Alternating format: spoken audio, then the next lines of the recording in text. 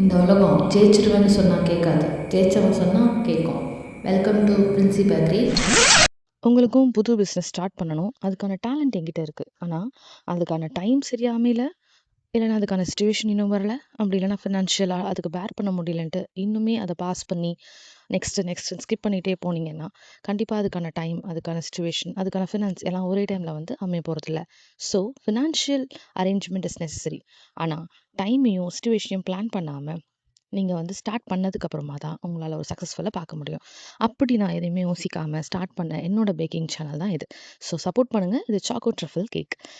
Birthday cake, cookies, homemade baking item எல்லாமே நம்ம இந்த பேஜில் சேல் பண்ண போகிறோம்.